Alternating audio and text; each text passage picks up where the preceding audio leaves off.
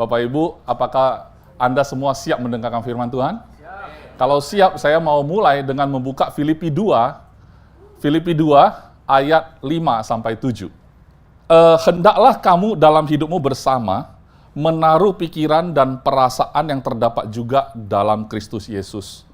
Yang walaupun dalam rupa Allah, tidak menganggap kesetaraan dengan Allah itu sebagai milik yang harus dipertahankan, melainkan telah mengosongkan dirinya sendiri dan mengambil rupa seorang hamba dan menjadi sama dengan manusia.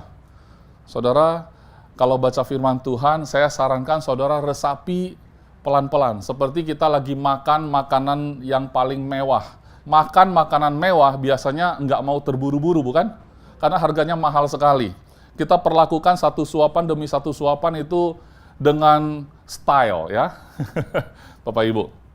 By the way, kemarin saya baru landed ke tanah air, habis menemani tim dari kantor saya itu jalan-jalan ke Eropa. Jadi kemarin tuh jam 4 sore, landed di Indonesia kembali di Jakarta, kemudian saya ada jadwal khotbah hari ini. Jadi saya pikir ada jet lag, ternyata enggak ya. Biasa aja lah ya, biasa aja. Yang menarik itu, kami kalau namanya trip ke Eropa, biasa kalau saudara yang sering jalan-jalan ke sana, itu kalau ikut tour, biasanya akan dibawa ke Old Town, dan di Old Town itu biasanya ada gereja di sana ya, gereja yang sudah cukup tua. Kalau jalan sendiri tanpa tour, biasanya Anda ke Chinatown. Nggak ke Old Town, ke Chinatown. Karena di sana juga lebih Asia, lebih bisa dapat makanan-makanan yang cocok dengan lidah kita, kan begitu ya. Tapi kalau ikut tour, bawa ke Old Town. Makanannya juga makanan lokal sana, kurang cocok dengan lidah kita ya. Tetapi yang menarik perhatian saya adalah saya berkesempatan masuk ke beberapa gereja yang lengkap dengan sejarah-sejarah diceritakan di sana, Bapak Ibu. Nah, pada saat itu saya sengaja video call dengan anak saya yang perempuan ya. Saya video call, saya on-kan kameranya supaya dia bisa lihat suasana di dalamnya. Ya maklum, dia kan belum pernah ke sana. Jadi saya tunjukin detail-detail ruangan demi ruangan, altar semua. Itu kesimpulan kami bersama adalah gereja sekarang terlalu simpel ya. Zaman dulu itu mereka memperlakukan sebuah ibadah itu dengan hati-hati. Mereka memperlakukan firman Tuhan, Alkitab itu seperti sebuah hal yang sangat sakral. Sementara kita sekarang mempermudah segala sesuatu. Ya, yang tadinya buku jadi digital ya, PDF, semuanya dijadikan digital ya. Kalau bisa ke gereja juga nggak usah hadir ya, virtual aja cukup. Semua sangat simple. Kalau hari ini kita melihat House of Healing penuh dengan alat musik, wah di sana itu alat musiknya klasik sekali. Di bawah lantai 1 ada piano yang zaman dulu banget ya, yang kaki-kakinya itu ada tutsnya. Saya nggak tahu cara mainnya itu gimana. Lantai 2-nya juga ada lagi. Terus ada lagi yang bagian duduk kayak wasit dari atas pantengin jemaat. Saya nggak tahu itu apa semua artinya. Tapi kalau di videoin, di foto itu bagus sekali. Jadi menurut saya, zaman dulu ya, waktu gereja mula-mula dimulai, kemudian bertumbuh dengan pesat, mereka memimpin secara adat dan peradaban. Ya, karena saya melihat gedung-gedung itu megah sekali, Bapak Ibu. Saya rasa kalau total gereja-gereja seperti itu di total seluruh dunia ini ya, gereja yang pernah ada diuangkan itu besar sekali nilainya. Dan saya yakin sekali waktu dalam hidup umat manusia, gereja-gereja sempat memimpin. Dalam hal apa? Karena kalau lihat dari gedungnya saja, saya lihat di dalamnya ada seperti pusat kesenian. Mereka mungkin punya paduan suara terbaik kali ya, dan alat musik terbaik di dalamnya. Kemudian juga mungkin dari segi arsitek, itu luar biasa sekali. Ada yang dindingnya dipahat dengan luar biasa, rapi sekali dan detail. Dan mereka juga pusat sejarah. Mereka itu pusat pendidikan. Gereja itu memimpin sekali dalam hidup umat manusia. Tetapi hari-hari ini saya lihat gereja mungkin perlu belajar dari dunia. Saya cukup cukup berpikir keras. Apakah gereja pada saat ini harus berbenah gitu ya? Tapi kembali lagi saya berpikir, karena waktu itu kan suasananya tour. Kadang-kadang kalau kita itu dalam satu perjalanan, Bapak Ibu, kita homesick, bukan? Kenapa saya mulai dengan Filipi 2? Kenapa saya membaca bahwa Tuhan Yesus mengambil rupa seorang hamba, padahal dia itu dari surga, dia adalah Allah. Ya, dia itu lagi touring, Bapak Ibu.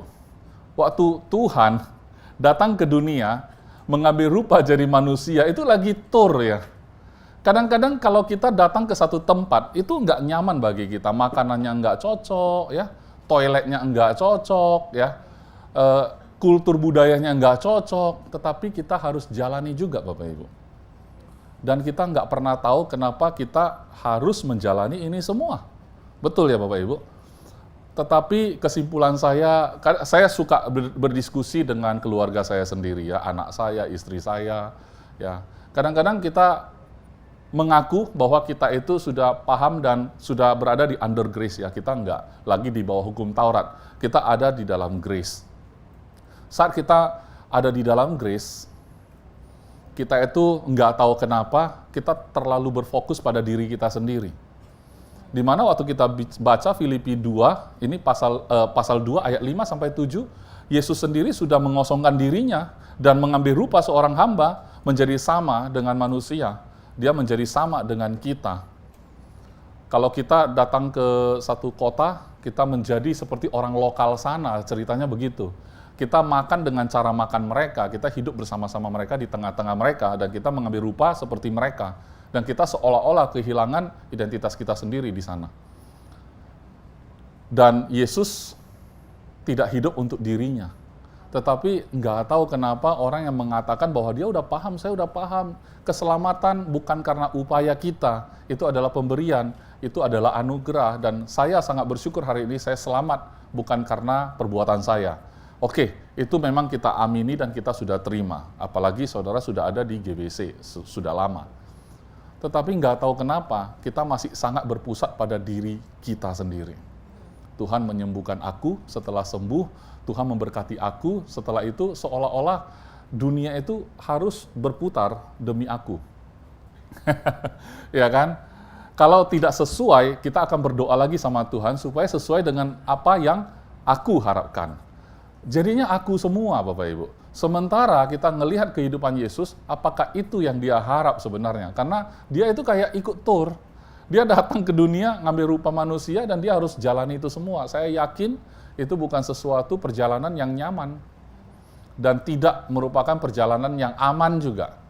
Kalau Tuhan Yesus terlalu sempurna jadi contoh, kita boleh ambil rasul-rasul sebagai contoh.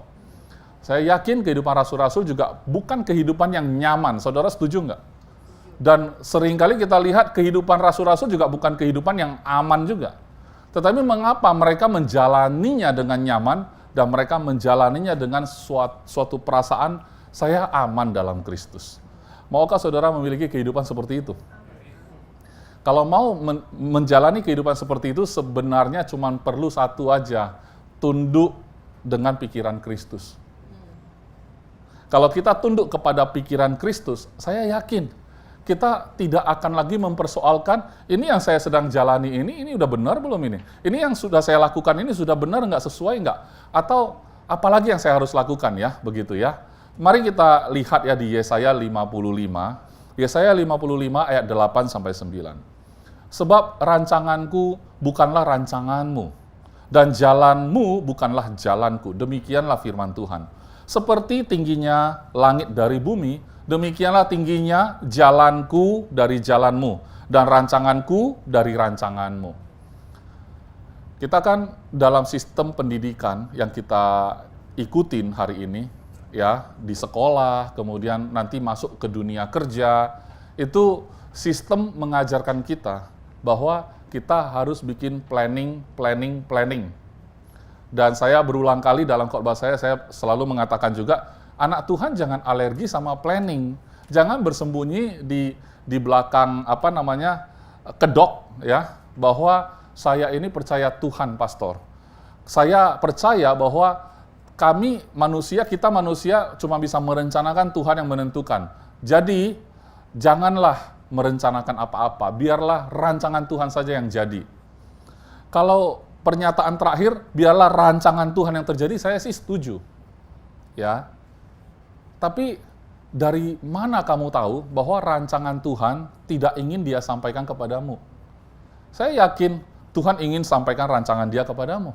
Kan begitu. Oleh sebab itu sebenarnya waktu kita baca firman Tuhan, kita tahu, oke, saya bisa membuat rancangan. Tetapi saya tahu di atas ini ada rancangan Tuhan. Jadi saya tetap memberikan ruang kepada Tuhan untuk supaya rancangan Dia yang jadi. Saudara paham nggak? Dalam hidup kita, kita selalu punya rancangan kita sendiri. Saudara mau berkedok apapun, saudara mengatakan, enggak pastor, saya enggak punya rencana, saya serahkan kepada Tuhan saja. Hidup saya itu bagaikan air. Ya, bagaikan air mengalir. Mau dibawa kemana, saya nurut saja. Tapi pada kenyataan realitanya itu, kita enggak seperti itu Bapak Ibu. Dalam hati kita pengen kaya. Dalam hati kita pengen luput dari apa yang kita sedang hadapi, kesulitan-kesulitan. Dalam hati kita pengen ini, kita pengen itu, kita pengen punya Doraemon yang bisa punya ingin ini itu bisa disampaikan. Kita pengen masuk ke mesin waktu, pulang ke masa lalu, mau perbaiki kesalahan. Kita pengen ini itu kok. Cuman ada orang yang introvert tidak diungkap.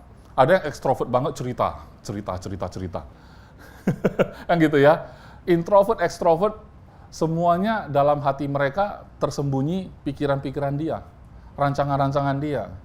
Nah, ketika rancangan-rancangan dia itu tidak sama dengan kenyataan hidup, disitulah mulai banyak pertanyaan dalam hidup dia.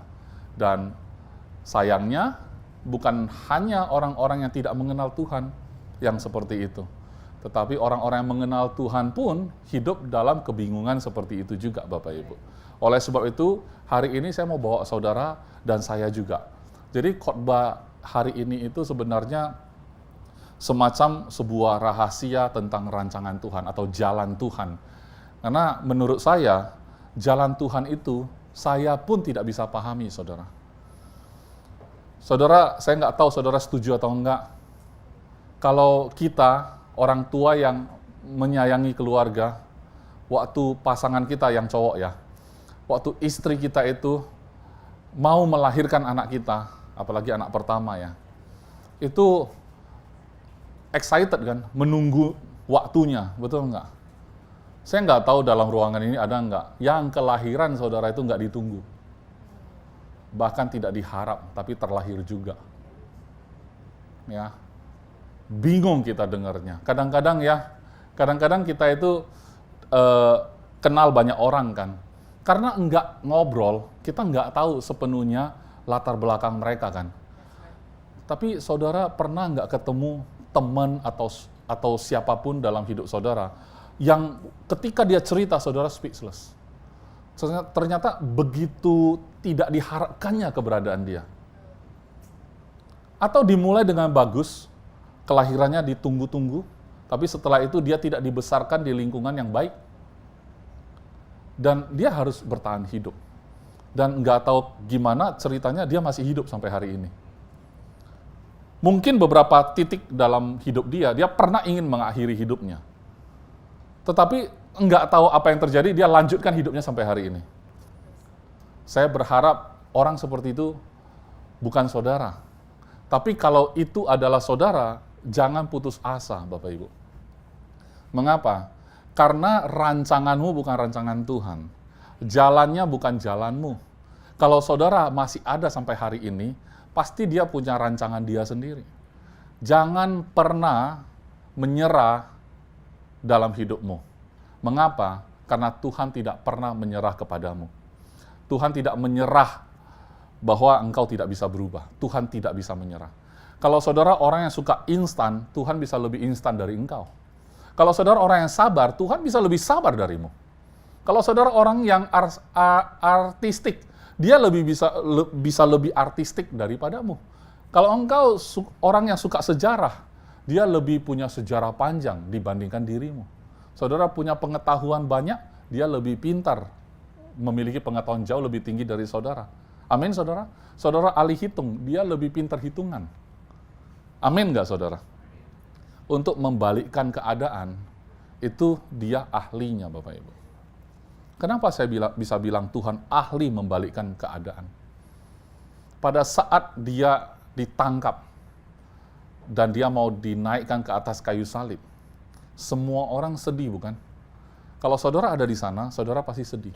Saudara pasti merasakan bahwa ini salah perhitungan. Bukankah ini adalah raja di atas segala raja yang aku akan jadikan Tuhan? Kenapa dia akhirnya disalibkan? Dan akhirnya dia harus mati digantung di atas kayu salib. Seolah-olah seperti harapan kita satu-satunya pada saat itu kayaknya gagal. Sepertinya kecewa sekali, sepertinya berakhir sudah. Betul ya, kalau kita bagian daripada murid-muridnya. Ya, saya berulang kali bilang, jangan ketawain Petrus yang menyangkal Tuhan 3 kali. Karena kalau saudara ada di posisi Petrus, mungkin saudara menyangkal Tuhan 10 kali. Jadi Petrus itu menyangkal Tuhan. Kalau bisa menghindari. Ya, kadang-kadang dalam hidup kita memang kita cenderung memang menghindari. Tapi apa yang Yesus alamin, yang kita anggap sebuah kegagalan, mungkin salah perhitungan, waduh kenapa Tuhan kita itu kalah, kan begitu ya, akhirnya pupus harapan murid-murid. Tapi dengan begitu ternyata itulah yang memenuhi, menggenapi apa yang Bapa inginkan dari surga, amin. Disitulah titik keberhasilan touringnya Yesus ke atas muka bumi. Tuhan Yesus turun ke atas muka bumi, dia punya misi. Dan lucunya orang melihat itu gagal, justru itulah misi tercapai di atas kayu salib. Ketika orang menganggap gagal nih, sudah digantung, gagal nih, sudah mati di atas kayu salib. Gagal. Kalau dari point of view-nya Yesus, kalau point of view-nya murid kan gagal. Dari point of view-nya Yesus, saudara pikir nyaman ya touring itu yang harus dijalani Yesus? Sangat enggak nyaman. Yang paling tidak nyaman bukan ketika dia ketemu perempuan-perempuan enggak benar. Yang paling tidak nyaman bukan dia ketika ketemu dengan Pontius Pilatus, atau dia ditangkap oleh serdadu, atau dia dikhianati oleh Yudas. Bukan. Yang paling tidak nyaman adalah saat Bapa meninggalkan dia. Waktu dia di atas kayu salib itu. Tapi Yesus harus jalani itu, dan dia harus menanggung hukuman kekal, bukan hukuman saudara. Karena kalau hukuman yang dia harus jalani demi saudara seorang, itu kecil sekali, saudara. Tapi hukuman yang harus engkau hadapi, saya harus hadapi, dia harus hadapi, semua orang yang di muka bumi ini, dari segala zaman yang pernah ada, dan yang akan ada nanti, itu yang dia tanggung, Bapak Ibu. Saya nggak bisa rasakan itu rasanya gimana kalau dari point of view-nya Yesus. Tetapi itulah rancangan Tuhan, bukan rancanganmu. Kita di sini tentu kalau khotbah-khotbah seperti ini kan sesuatu yang agak tidak nyaman ya. Tapi syukur hari ini saya mau simpulkan. Justru pada saat kita menjalani hidup kita di dunia, seperti Yesus ketika jalani di atas muka bumi, sumber kenyamanan dan keamanan saudara bukan di keadaan. Sumber kenyamanan dan keamanan saudara bukan terletak di tempat saudara kerja, atau siapa engkau kenal, atau lingkunganmu, bukan. Tetapi sumber keamanan dan kenyamanan adalah engkau tahu enggak dari mana engkau berasal, dan anak siapakah engkau. Itulah sumber kenyamanan dan keamanan yang sejati. Makanya kita harus pisahkan pada saat Yesus di atas kayu salib dengan sebelum dia naik ke atas kayu salib. Waktu dia lahir sampai titik dia naik ke atas kayu salib, titik dia bilang, Allahku, Allahku, mengapa engkau meninggalkan aku? Sampai titik itu kita harus putuskan. Yesus tidak pernah merasa tidak nyaman. Yesus tidak pernah merasa tidak aman, saudara. Dia jalani badai, dia naik di atas kapal, dia bisa tidur, kemudian dibangunin, ya kan? Sampai Yesus tenangkan badai gitu ya. Dia tidak pernah merasa tidak nyaman. Dia tidak pernah merasa tidak aman dalam hidup dia. Hanya titik di mana dia harus terpisah dari Bapa, itu yang dia harus hadapi. Itu benar-benar kehidupan yang tidak aman. Itu adalah definisi tidak aman dan tidak nyaman yang sebenarnya. Jadi kalau saya sudah seperti ini dan saudara sepakat sama saya, apa yang saudara hadapi hari ini bukanlah ketidaknyamanan dan ketidakamanan yang sejati. Bukan. Tidak ada yang saudara hadapi adalah hal yang bisa mematikan saudara. Tidak ada. Termasuk penyakit saudara. Tadi pada saat Pastor Yudi menjelaskan Tuhan ada di sini menyembuhkan 1 penyakit, 2 penyakit, 3 penyakit. Sambil ngomong begitu, saya bisa merasa, mungkin beberapa dari saudara itu ragu. Mungkin saudara bisa merasa, ini benar nggak? Jangan-jangan Pastor Yudi asal ngomong 1 penyakit, 2 penyakit gitu ya. Saudara, mari kita, kalau saudara banyak hal bisa saudara simplify, saudara bisa sederhanakan. Kenapa nggak sederhanakan yang satu ini? Terima dengan sederhana. Saudara banyak sederhanakan banyak hal dalam hidup saudara. Kenapa dengan Tuhan saudara nggak sederhanakan? Saudara kenapa nggak terima saja gitu ya? Benar nggak ini? Nggak usah diragukan, terima, belajar menerima dengan sederhana, saudara. Ya, kalaupun saudara merasa, biasa aja, memang itu saya ada. Pastor Yudi bilang, misalnya, kelenjar prostat misalnya. Itu mungkin saudara merasa, saya ada gangguan. Tapi setelah saudara, oke deh, saya terima deh. Besok mungkin saudara berjalan, enggak tuh, enggak ada rasa apa-apa. Jangan izinkan perasaan-perasaan itu yang berbicara, saudara. Kalau saudara percaya itu Tuhan bekerja melalui gereja ini, melalui pastor di sini, saudara bisa terima dengan sederhana kok. Nggak usah ragukan, nggak usah pikirin lagi, ya kan ini benar atau enggak, ini sesat atau tidak. Terlalu ribet, saudara. Kalau saudara mau ribet, saya bawa ke Eropa lagi, lihat itu. Ibadah ribet banget itu di sana.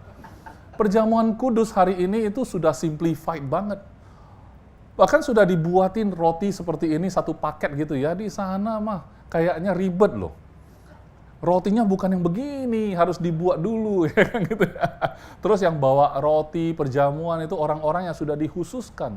Yang hidupnya diperhatikan dulu, dicek dulu, diobserve dulu. Layak nggak bawain ini ke hadapan altar. Kemudian yang lakukan itu juga orang khusus segala macam. Saudara mau ribet, ada di sana. Tapi banyak hal saudara ribet, yang tidak perlu ribet, saudara ribet, yang harusnya sederhana, saudara tidak sederhana. Harusnya saudara kompleks, saudara nggak kompleks. Kalau di kerjaan, saudara nggak bisa main-main, saudara takut dimarahin bos, saudara harus ikutin timeline, tapi di gereja, saudara kayaknya bebas, under grace.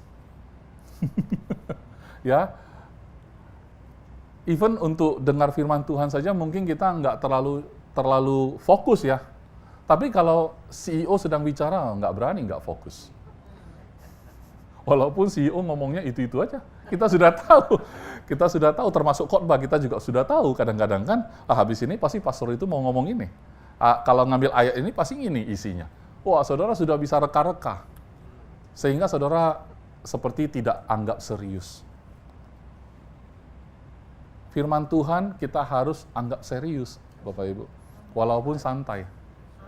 Waktu baca firman Tuhan, serius bukan berarti kita harus duduk bersila kan? Saudara duduk santai, saudara baca bisa serius kok gitu ya. Nah jadi Yesaya 55 ayat 8-9 kita tahu bahwa rancangan Tuhan bukan rancangan kita. Ya, jalan Tuhan bukan jalan kita. Seperti langit dan bumi, itu selisihnya antara Tuhan dan kita ini. Bukan bermaksud ngomong begitu, karena itu firman perjanjian lama. Karena manusia penuh dengan keinginan-keinginan dia sendiri. Tapi kalau hari ini kita di dalam perjanjian baru, Roh Kudus tinggal di dalam kita tinggal mengiyakan rancangan Tuhan. Tidak seperti langit dan bumi lagi jauhnya Bapak Ibu. Kalau saudara mau mengakui saudara ada dalam Kristus. Tidak seperti langit dan bumi lagi jaraknya. Kenapa? Karena zaman dulu tidak ada Tuhan. Tidak ada Roh Kudus tinggal dalam diri manusia. Tidak ada Tuhan Yesus pada waktu itu. Tidak ada identitas in Christ di dalam perjanjian lama.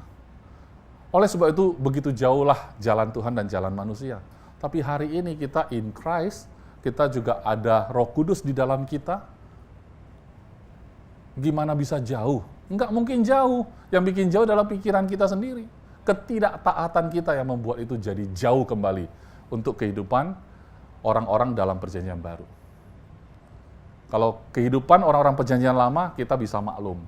Tapi orang-orang dalam perjanjian baru, harusnya tidak setinggi langit dari bumi. Tidak. Sekali lagi saya katakan, tidak setinggi langit dari bumi lagi jalan Tuhan dan jalan kita, karena kita dalam Kristus, dan Roh Kudus tinggal dalam kita. Yang buat itu menjadi kembali jauh adalah ketidaktaatan kita, ketidakrelaan kita. Dan juga ketidaknyamanan dan ketidakamanan dalam hidup ini bukanlah persoalan. Karena keamanan dan kenyamanan yang sejati kita hanya temukan di dalam identitas kita yang sejati. Yaitu kita anak Allah, kita dalam Kristus Yesus. Amin. Kita kembali ke Filipi 2 ayat 1 sampai 18. Ini khotbah sebenarnya.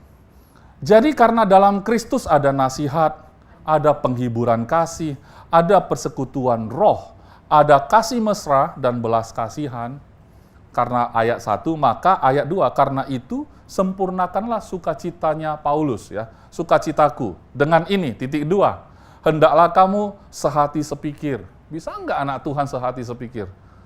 Jangankan anak Tuhan, satu gereja aja susah sehati sepikir, ya. Kenapa? Karena keakuan kita terlalu besar, Bapak Ibu. Untuk sehati sepikir itu gampang kalau keakuannya hilang. Ya, termasuk Yesus, keakuan Yesus juga hilang. Ya, karena ayat yang tadi itu saya ambil dari perikop ini. Ayat yang Yesus mengosongkan diri memang ini. Nanti kita baca kok ya, kita ulang kok di sana. Jadi sehati sepikir dalam satu kasih, satu jiwa, satu tujuan. Kemudian dengan tidak mencari kepentingan sendiri atau puji-pujian yang sia-sia. Ya, jadi Paulus akan bersukacita, kata Paulus, kalau kita itu punya sehati, sejiwa, sepikir, dan juga tidak mencari kepentingan sendiri atau puji-pujian yang sia-sia. Ada orang yang menjalankan bisnis itu, mencapai target, supaya bisa ikut trip, itu dia sebenarnya punya duit, mau beli trip juga bisa, tapi karena itu reward dari perusahaan, dia kejar, Bapak Ibu. Dia kejar. Tahun depan, wah enak ya, seru ya, pengen lagi, kejar lagi tahun depan, kejar lagi pakai reward gitu ya. Bapak Ibu. Tetapi puji-pujian di sini ada embel-embel yang sia-sia. Mengapa? Karena puji-pujian saudara terima hari ini, besok saudara mau lagi. Sekali saudara tidak dipuji, saudara merasa tersinggung. Bayangkan ya, puji dari 10 kesempatan, 9 kali dipuji. Ini 8 atau 9? Mulutnya ngomong 9 tapi tangannya 8 ya. 10 kesempatan, 8 kali saudara dipuji, 2 kali tidak dipuji, tersinggung. Saudara nggak melihat 8-nya, saudara lihat yang ini namanya pujian sia-sia. Saudara mau dipuji sampai kapan? Nggak ada ujungnya. Kalau kita hidup demi diri kita, nggak ada ujung, Bapak Ibu. Saudara emang bisa puas dengan penghasilan sekarang? Enggak. Double dari sekarang, tetap nggak akan puas kok. Percaya sama saya. Ya, dan berikutnya, sebaliknya, hendaklah dengan rendah hati yang seorang menganggap yang lain lebih utama daripada dirinya sendiri. Silakan pastor duluan aja. Enggak, kamu aja, enggak ada yang maju. Kan mengutamakan, jadi enggak ada yang maju-maju gitu. Jadi rasa sungkan yang berlebihan dan sombong yang berlebihan itu sama-sama jelek ya. Rasa tidak berharga yang berlebihan dengan rasa yang sangat berharga seolah-olah kamu yang paling penting di dunia ini. Ya, ada kok orang yang cerita ke saya bahwa dia itu bisa punya law of attraction. Saudara pernah tahu itu?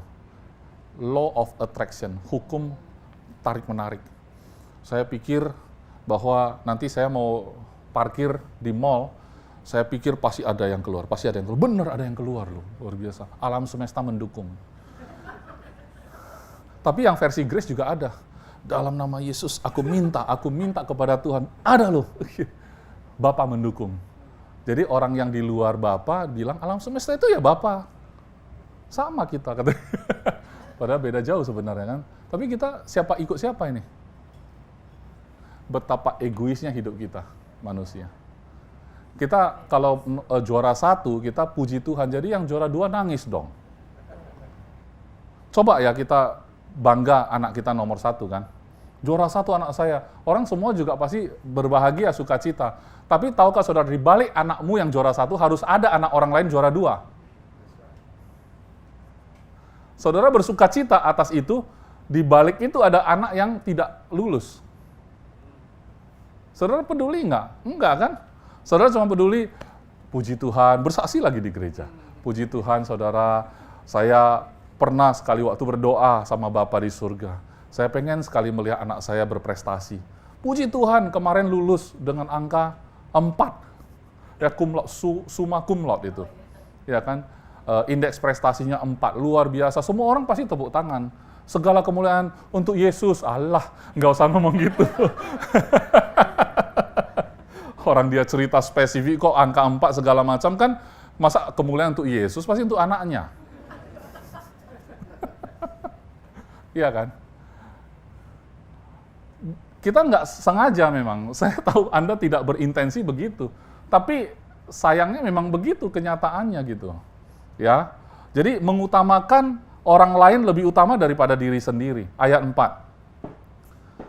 Dan janganlah tiap-tiap orang hanya memperhatikan kepentingannya sendiri, tetapi kepentingan orang lain juga. Ya. Jadi kadang-kadang kita itu ya dalam trip ya, orang ngelihat koper Anda kosong pengen nitip barang loh. Betul nggak? Tapi yang dititipin apa nggak sebel itu? Coba pikirin kepentingan orang lain juga, Bapak Ibu. Kan gitu ya. Oke, jadi janganlah tiap-tiap orang itu hanya memperhatikan kepentingan sendiri, tetapi kepentingan orang lain juga. Berikutnya, hendaklah kamu dalam hidupmu bersama menaruh pikiran dan perasaan yang terdapat juga dalam Kristus Yesus. Saudara gini, mari kita sama-sama, ya, kita sama-sama berlatih sekarang dan seterusnya. Saya ngomong untuk saya juga lah, ya, berlatih menaruh pikiran dan perasaan yang ada dalam Kristus itu kayak apa. Jadi gini, ketika orang nyebelin ya, saudara kan kesel. Waktu kesel, saudara pikir aja, apa Yesus kesel dengan keadaan begini? Ketemu orang beginian dia kesel nggak? Kalau enggak, kita buang aja. Gitu aja. Oh dia hina saya ya. Kalau ini Yesus merasa terhina nggak? Enggak. Kalau enggak usah merasa juga. Karena Yesus sudah pernah ngomong ya, sebenarnya bukan dirimu yang dia tolak, tetapi aku yang dia tolak. Kalau dalam hal pemberitaan Injil. Tapi kalau misalnya dalam hidup kita itu kita dihina, nggak apa-apa. Kita direndahkan segala macam, bukan kita kok yang direndahkan sebenarnya. Karena Yesus pun direndah-rendahkan, nggak rendah juga dia. Karena saudara ya, letak kehormatan dan kemuliaan saudara bukan dari tingkat ekonomimu. Rasa berhargamu itu bukan datang dari orang menghormatimu atau tidak. Ya, justru orang-orang yang terhormat, orang-orang yang sering dihormati itu orang yang berpangkat, orang yang punya duit banyak. Mereka ngelihat kita hormat pun mereka anggap kita jilat.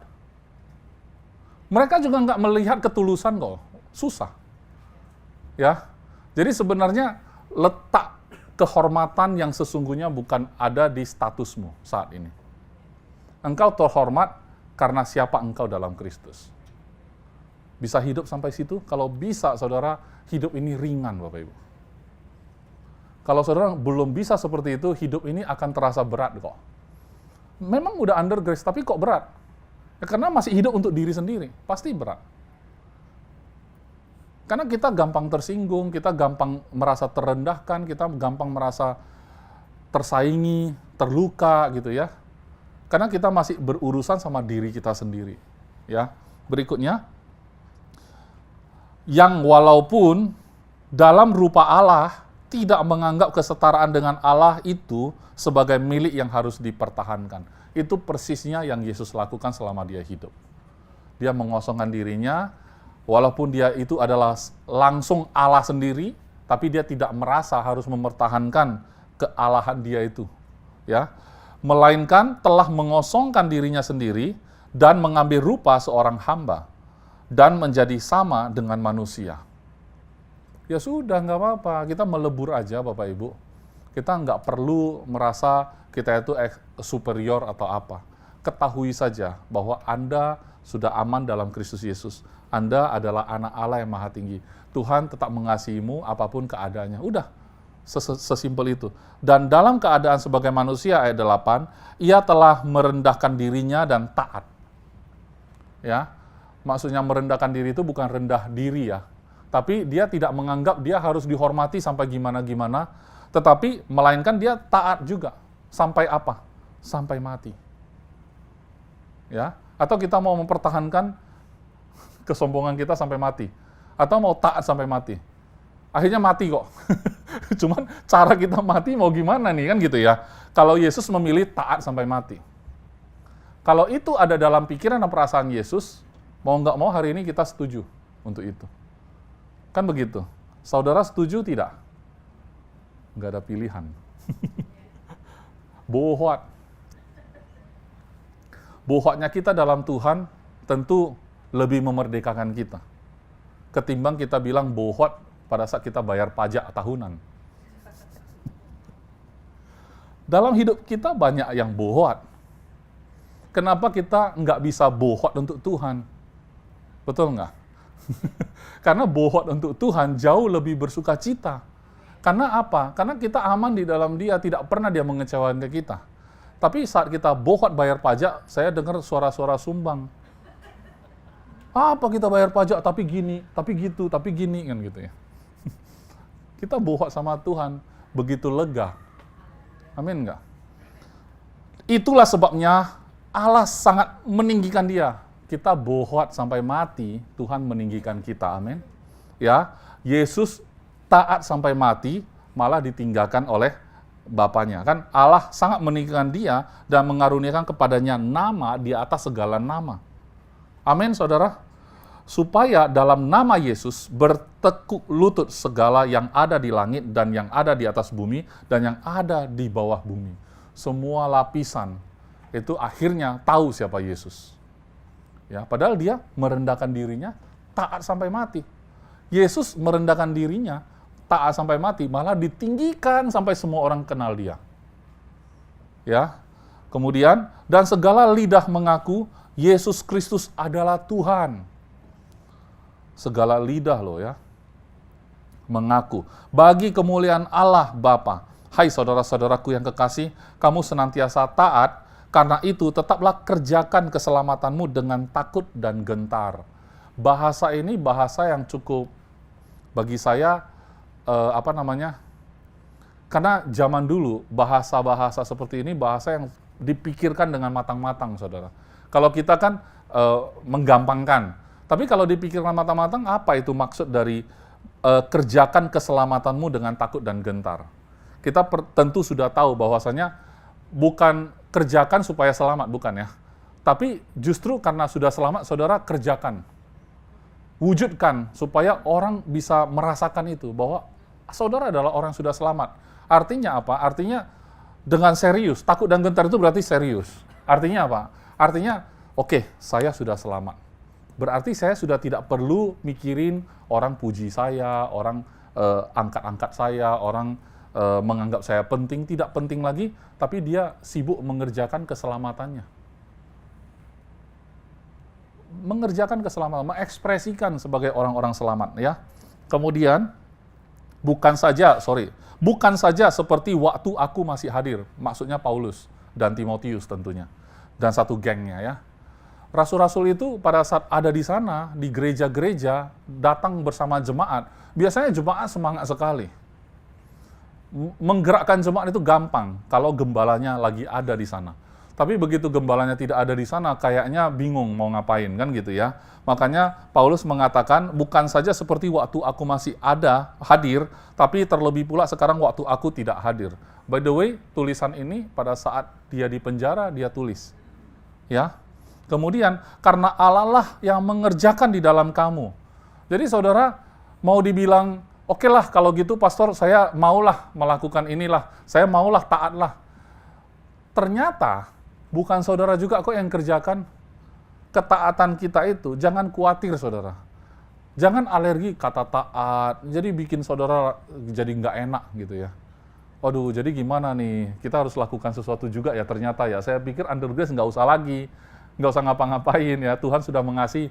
Enggak, yang mengerjakan itu juga tetap Allah. Amin. Kemauan, baik kemauan maupun pekerjaan, menurut kerelaannya. Sampai untuk saudara bisa mau pun, butuh Tuhan.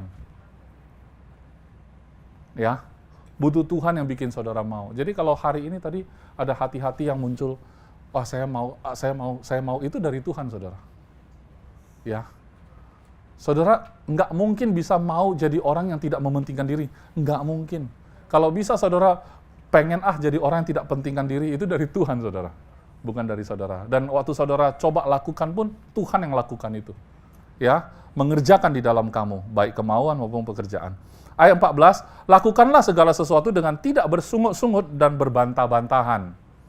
Ya, berikutnya, supaya kamu tiada beraib dan tiada bernoda sebagai anak-anak Allah yang tidak bercelah di tengah-tengah angkatan yang bengkok hatinya dan yang sesat ini, sehingga kamu bercahaya di antara mereka seperti bintang-bintang di dunia.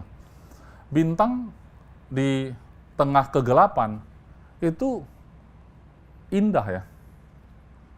Orang bilang ya, di tengah-tengah dunia yang gelap, gimana cara kita bercahaya? Simple sekali. Dalam teknik penjualan saya selalu bilang begini, kamu tahu nggak, setiap kamu mau jualan orang sebel. Ya, kenapa? Karena biasanya orang jualan itu suka nge-push ya, suka maksa, suka kayak teroris, teror terus sampai lu beli. Sebel banget kan begitu ya. Nah, jadi supaya Anda bercahaya seperti bintang-bintang seperti ini, Anda cukup menjadi orang yang tidak nge-push atau simple, jadi orang jujur.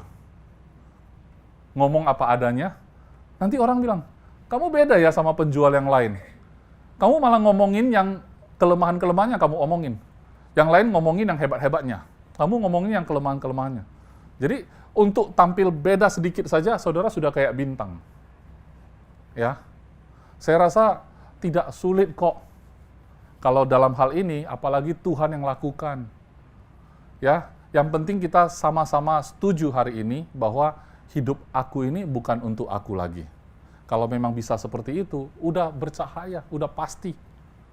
Amin nggak saudara? Mementingkan orang lain bukan diri sendiri. Berikutnya,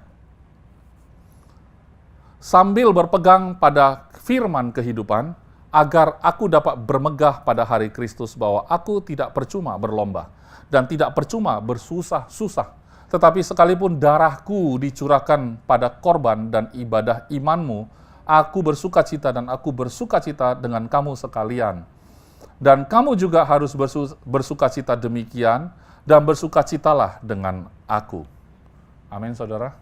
Saya tutup sampai di sini. Ayat firman Tuhan hari ini pembacaannya sampai di sini. Tapi saya sangat ingin menyarankan saudara agar tidak pernah berhenti untuk berbicara sama Tuhan. Berbicara sama Tuhan tidak ada protokol. Ya. Kalau zaman dulu penuh dengan protokol, saya bersyukur Tuhan adalah Tuhan segala zaman. Tuhan berbicara tidak pakai protokol. Protokol yang sejati adalah pakai korban. Dan korban yang sejati sudah ada, yaitu Yesus Kristus.